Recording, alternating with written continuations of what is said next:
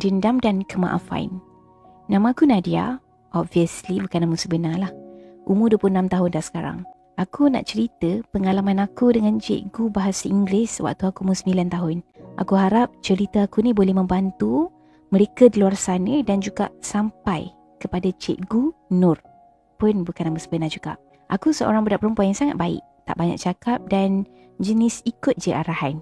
Sekolah di Sekolah Rendah Kebangsaan yang berdekatan dengan Gombak, Giant. Berdepan sebuah apartmen sederhana. Cikgu bahasa Inggeris aku, Cikgu Nur. Okey, waktu tu dia seorang cikgu yang tegas. Aku pun sebenarnya dah lupa rupa dia macam mana. Pada satu pagi yang indah, sedang belajar bahasa Inggeris waktu tu, aku ingat lagi. Belajar topik past tense dan juga present tense. Cikgu Nur tengah tulis dekat papan hitam, dia tengah guna kapur. Masa tu whiteboard tak ada lagi ya adik-adik. Nak dipendekkan cerita, Cikgu Nur suruh buka buku dan salin nota. Masa dia tengah sibuk menulis dekat papan hitam tu, aku pun keluarkan cepat-cepat buku nota. Tetapi dirampas oleh budak lelaki. Kita panggil dia Nazrul. Nazrul dia tak nak bagi buku nota aku tu walaupun aku minta dengan baik. Dia mula macam nak ngejek-jek aku kan, angkat buku tu tinggi-tinggi. Ya, aku pula pendek. Daripada tenang, emosi aku bertukar menjadi sangat marah. Sampailah aku meletup dan menjerit, "Bagilah balik buku tu." Cikgu Nur segera berpusing dengan suasana kelas yang tak berapa nak diam dan juga gelagat aku dan Nazrul ni. Dia datang dan tanya apa yang berlaku. Aku pun nak cakap lah kan apa yang berlaku. Nazrul ni, dia ambil buku saya. Pang! Pipi kiri aku terasa hangat. Aku macam tak percaya apa yang berlaku. Suasana dalam kelas terus diam, sepi.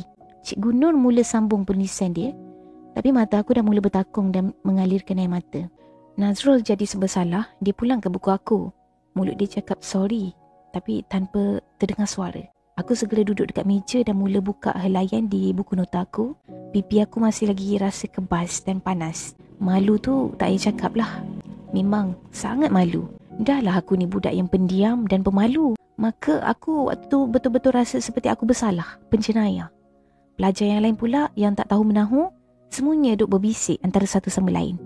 Mereka rasa aku yang salah. Kalau tak, kenapa cikgu tampar? Pada waktu tu, aku betul-betul rasa benci dengan Cikgu Nur dan aku geram pada Nazrul.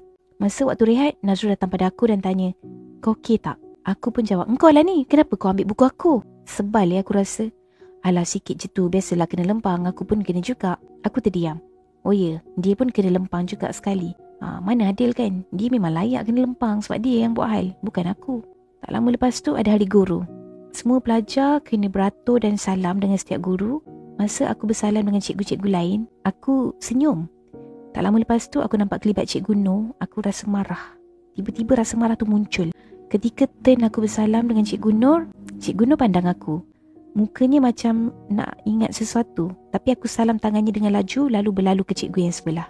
Tahun depannya, aku pindah sekolah. Nah, begitulah permulaan pada cerita ni Saban tahun ketika aku kongsi cerita ni dengan kawan-kawan universiti aku, pasti rasa marah akan memuncak kembali. Ketika bercerita dengan adik-adik, aku tanpa sedar memarahi Cikgu Nur. Kalau aku jumpa Cikgu Nur, memang aku nak lempang dia balik. Terasa betul diri dianiaya ketika tu. Padahal ramai je cikgu yang pernah marah dan merotan sebagainya. Tapi itu lain. Itu memang aku yang salah. Dalam hal ni, kenapa Cikgu Nur tampar aku? Kenapa dia tak nak dengar dulu penjelasan? Kenapa begitu senang cikgu menampar budak kecil? Apa salah aku? Kenapa cikgu tak pernah tergerak hati untuk memujuk ataupun minta maaf pada aku? Cikgu Nur sedar tak? Beberapa tahun lepas, aku terdengar ada satu ceramah, kita digalakkan memaafkan semua orang supaya senang urusan kita di padang mahsyar. Aku pada mulanya dengan rasa gembira, aku memang dah maafkan semua orang. Kalau difikirkan kembali, tak ada siapa yang buat salah dengan aku. Aku bukanlah orang yang pendendam kan. Tiba-tiba aku teringat semula kisah Cikgu Nur ni. Dah lama dah aku tak bercerita mengenai kisah ditampar ni. Selang 2 hari aku bercerita dengan rakan aku mengenai ceramah tu dan kisah aku ditampar tu.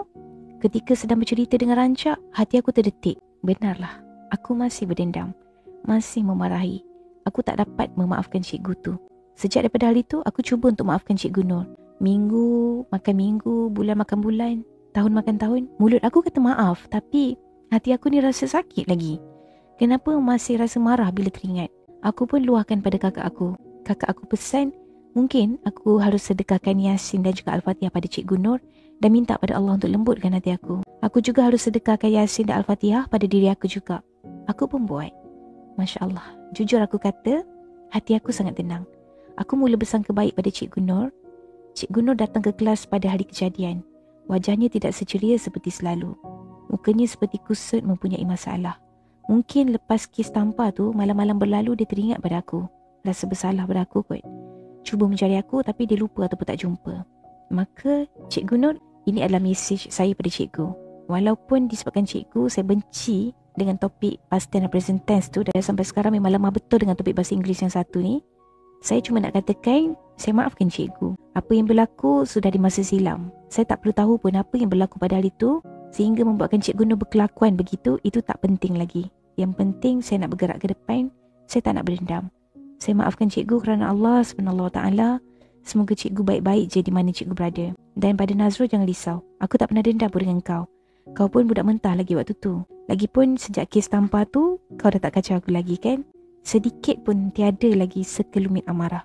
Kepada yang tengah mendengar ni, yang mungkin ada alami apa yang aku rasa, mungkin dengan saudara mara ke, mungkin dengan kawan-kawan ke, bahkan dengan ibu bapa masing-masing, aku nasihatkan cubalah ikhtiar maafkan mereka. Sesungguhnya memaafkan individu lain ni merupakan tanda-tanda orang bertakwa dan antara sifat tertinggi bagi mereka yang beriman.